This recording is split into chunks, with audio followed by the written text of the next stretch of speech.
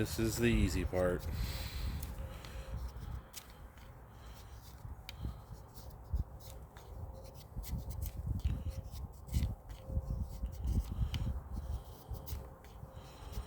There's some nice shavings from some silver maple. Cuts like butter. Oh, look at those curls. Mm-mm-mm.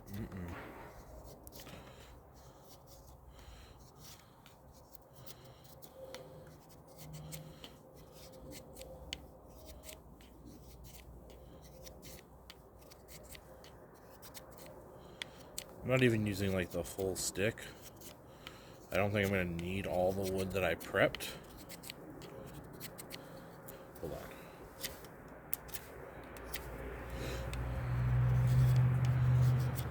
Had to get rid of some of that bark.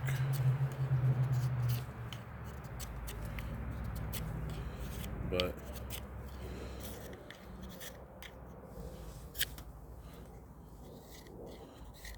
we are just out here working on a hat full of shavings, double XL hat, 7 7/8. So I got my fat head. I hope this will suffice for the challenge. Like a stick in. This is my second stick. It's the first piece of it. We're already halfway full. Maybe I'll tamp it down a bit to get a nice little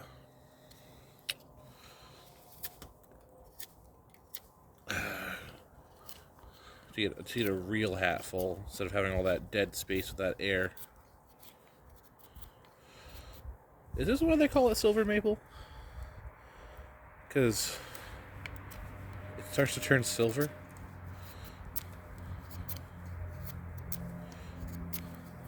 I don't know, I'm not a big tree guy.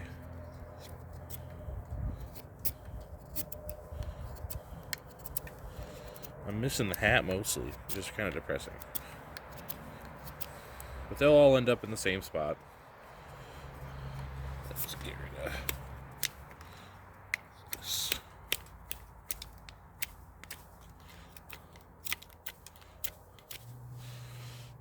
Clears knots off too.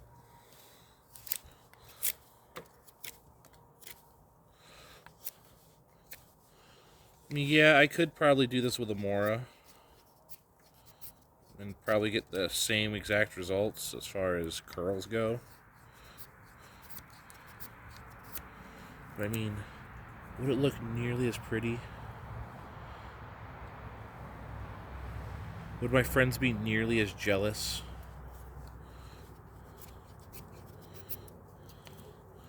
I think the whole debate on expensive customs versus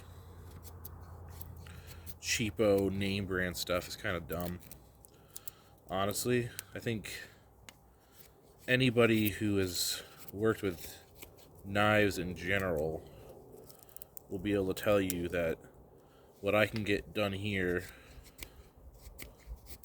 with this, at this point, like $350 custom knife, according to the maker, this is what this would retail for. Like whatever I can do here, I could also just do with a $10 Mora that I picked up at Walmart or off Amazon. I don't think anyone actually thinks that these knives cut better or do that much more for the price that you pay for them. I think it just comes down to personal preference. I do think that my knife will stay sharper than a Mora longer. And I think that's just because of Jordan's heat treat, the metal he chose, and how hard it is. And also the edge that he put on and the grind that he put on. I just think that in that kind of terms, I think you'd be hard pressed to compare what I think a lot of people would call budget knives to full-on customs.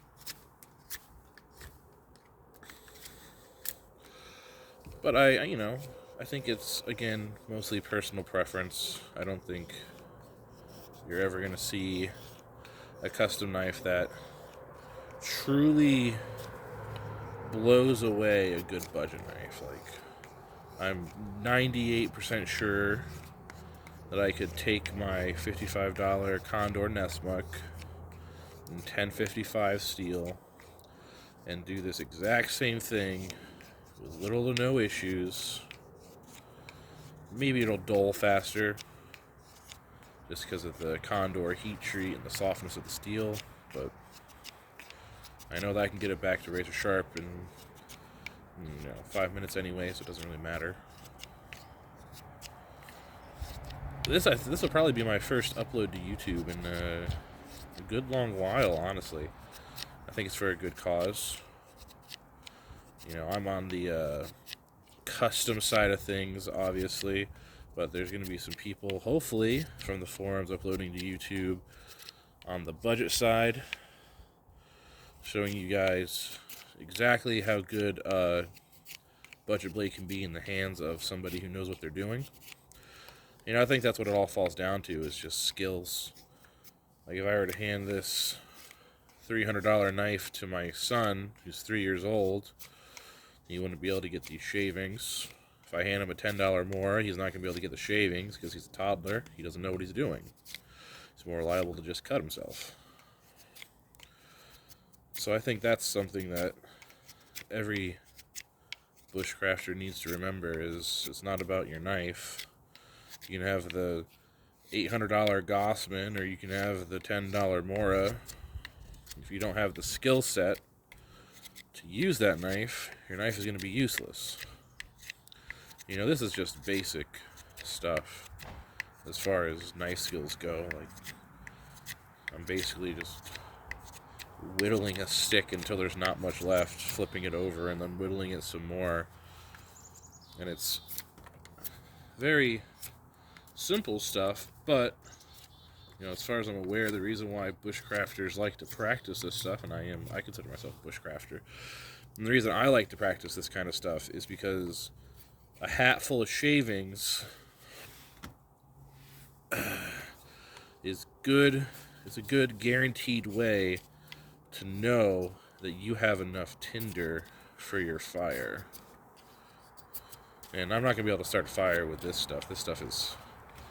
Most of the wood out here is soaking wet right now. We've had those rainstorms rolling through and the snowstorms. So we are not starting a fire today. But hopefully after I get done with this stick, we'll be most of the way done. How long has it been now since I started recording? Like 6 minutes? And again, it doesn't take that long to do this kind of stuff. At least I think. It's literally just shaving. Anyone who knows anything about a knife and wood should be able to just shave some little curls off of the wood. I don't think this is... I feel like this competition isn't really much of a competition, which is fine. Just... The budget bladers are going to win unless somebody snaps a Mora in half when they're trying to baton through some wood during the one-stick fire. Which, I've never snapped a Mora batoning. I know that there's been stories out there of people who have. But it's really, and I really do appreciate it, Cosmic Joke's way of saying, hey, there's a whole lot of talking going on in these forums about customs versus budget. Why don't we just get out there and prove who's better and prove who can do the most? And I think it's coming from a great place, and I really appreciate his can-do attitude about it, and how he's forcing people to really put up or shut up, myself included. I'm a very ardent believer that there are things about customs that are better than budget blades or, most production blades. But I don't think that really touches performance at all outside of edge retention. I think that might be really where the customs, if they have a good maker who knows what they're doing and they send out for good heat treats or know how to do a good heat treat, I feel like that could be really where the customs pull ahead. Because I'm not worried about whether or not this is going to be able to shave hair or cut paper after this. That's just never really been on my radar for this knife. I've beaten this thing through dozens of sticks in a weekend and then went and shaved off my facial hair in the morning on a trip once. For fun, just to show people that it was still sharp. But it's not, I think that being able to put up or shut up is a really good thing for men of action to do. I think it's a really good thing for bushcrafters to be able to do. I don't want to be that guy that, talks all this crap online, says this, that, and the other thing, and then when somebody puts out a friendly challenge, backs down or finds excuses or, finds a way to avoid the task entirely. And I thank you, Cosmic, for putting on this challenge, for helping to get people out during probably one of the more depressing times of year to enjoy some nature. Thank you for getting me out here, even though it's bloody cold. It's really wet, and I have a toddler sleeping inside the house right now, so I can't go more than 5 feet away, just in case something happens. But it's good to be outside, good to get some fresh air, good to get some skills practiced and worked on. I'll have to thank you again on the forums, just in case this is turned into a GIF thing instead of an actual video. But I think it's pretty fair to say that this challenge is something that's going to be good for a lot of people, especially people who like to argue. Put up or shut up time. Show me what you can do with your knife, not just what you can do with your lips. And yeah, I really respect that. I have enjoyed all the posts so far, seeing all the different knives that we have out there. I think I have the second knife from JD, Jordan Dan's from the forums, on the list. This is the Pike Muck XL. It's actually no longer sold. It was a very limited run that he did of the XL version of the Pike Muck. And the handle on this is completely custom. He doesn't really do the broomstick handles on these anymore.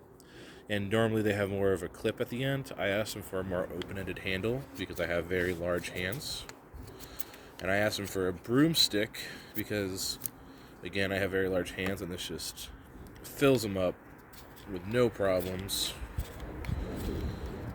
You pay, you get that when you get the custom knife. And I think that's something that I really like about the custom side of things is, I get the opportunity to choose certain things about my knife. I get to choose my handle material. I get to choose my blade steel. I get to choose, minor differences in the handle or the blade shape or the edge. You don't get that with a lot of these production knives, right? Like Mora's, right? A Mora's a Mora. It's a Scandi grind knife, carbon steel or stainless steel. Most of the time they're partial tangs. They do have a few full tangs. But, if you buy, 20 Mora companions, all 20 of those are going to be generally the same thing, because that's what they are. They're just Mora companions. If you get the basic package, you can get different color handles, sure, but it's still going to be that same plastic, that same blade steel. And I think that's what people really like about these production knives is every time you buy one, it's the exact same thing. But personally, I enjoy the ability to customize and really get after certain things for my knives that I really want. I think we can do one more stick. We'll just show them that I'm not trying to just finish. We'll chop this one up real quick. You know, and it's been 15 minutes already. You know, we were asked not to cut the video if we can help it. So I'll try my best. I started halfway through. I batoned these sticks earlier.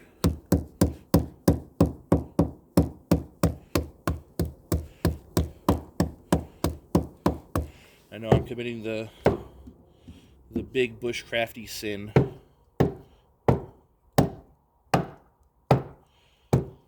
I'm batoning my $350 custom. How dare I?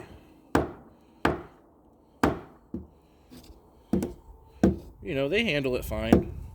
It better, at least. This is just some slightly aged maple. It's not like it's, you know, mahogany or something, or ironwood.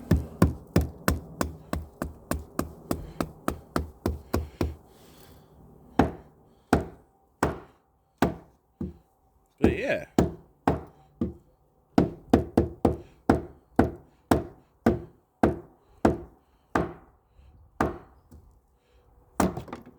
I'd like to think I have at least some skills as far as bushcraft goes. You know, I'm not the best, but I'm definitely not the worst.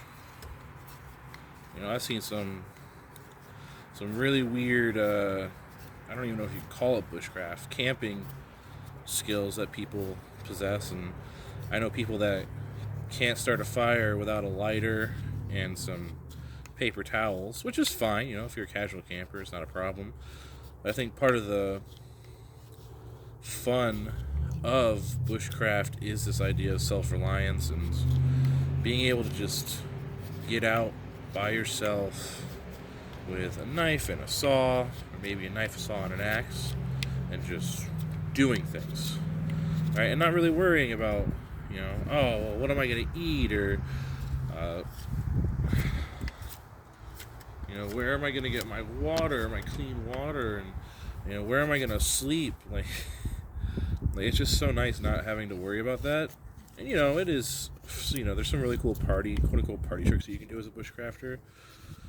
Like, the fact that if these curls were drier, actually these are pretty dry, I'm not going to lie. You know, I could probably get a good fire going with this and a ferro rod, or, you know, flint and steel with some char cloth.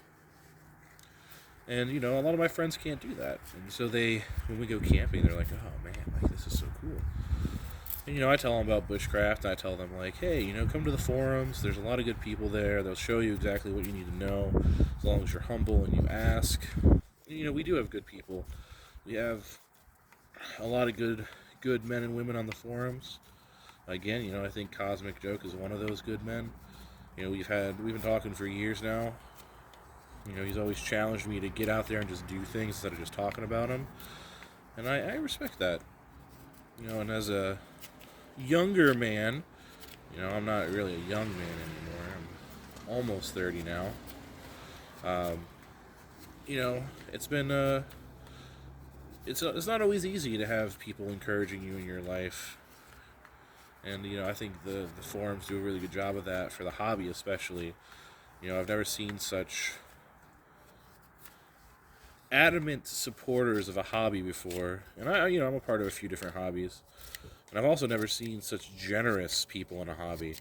You know, these are the type of people on these forums that we have. You know, one of them will be like, oh man, I heard you got your $400 custom stolen, so here you go. Here's the exact same $400 custom that I just had ordered from the maker because he's a friend of mine, and now it's at your doorstep. Like, you know, the generosity of these forums is insane. You know, and I've been on the receiving end of that more than a few times. I think most of the people in this challenge have been on the receiving that at least once, or are part of that. You know, it makes me very thankful to be a part of this community. And I know that sometimes I'll go off kilter and, you know, disappear for a few months, but whenever I come back, there's always people waiting with open arms to talk to me, to chat with me, to deal with my sometimes bad opinions, and you know, I'm really appreciative of that. And so I just like to say once again, before I finish out this challenge, because as you guys can see, this hat is getting pretty full and I'm starting to miss more than I make. Also, look at this wood. Look how curved that is. It's so much fun. Just before I finish up, I just want to say thank you to everyone on the forums. Thank you to everyone who's taken part of this challenge. It really, I think, helps to show people that we're not just, we're not just talkers on these forums, right? We have entire groups dedicated to quote-unquote men of action. I really appreciate that. But I also think that, there's a lot of people on this challenge that are here for the fun of it, but that also have a lot of knowledge. So I'd just like to thank you guys for coming out and showing people up and showing people that, right, you can get it done with whatever knife you want as long as you have the skill set. That, it's really not the knife, it's the man.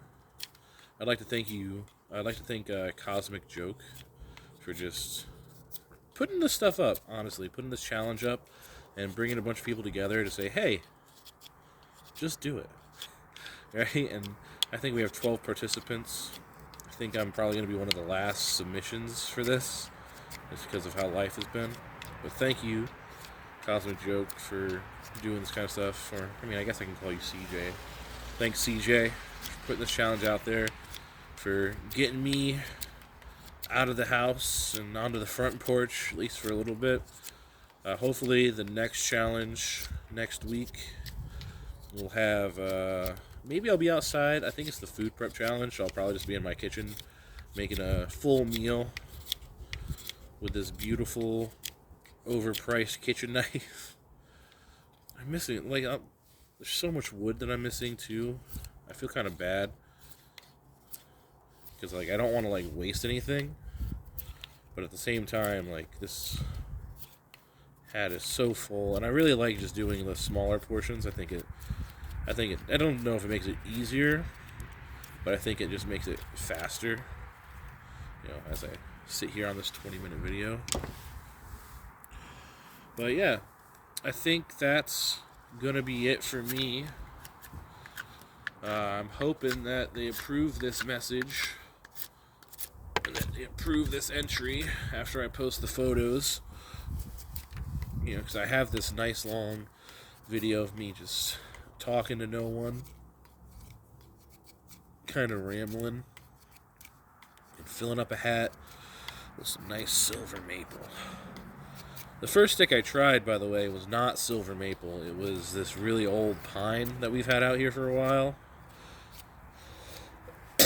And I thought maybe the inside would be a bit dry. It was not. It was soaked all the way through. Probably should have just expected that. Really unfortunate, but it happens. And I think that'll do. That'll do, pig. That'll do. Let me collect all these and show off for the camera.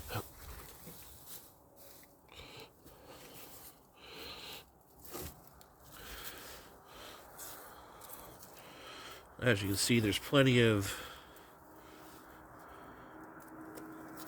not shavings around too. There we go. How's that for you, boys? That a hat full? You tell me. Thanks again for everything you guys do. I'll upload the video, but I'll also upload some GIFs from it, just so that you guys don't have to sit here and listen to me talk for 25 minutes if you don't want to. But hey, here's the culprit. JD Pike Muck XL. Still razor sharp. It'll still cut you. Maybe I'll show some paper cutting after that. But hey, have a good day, everyone.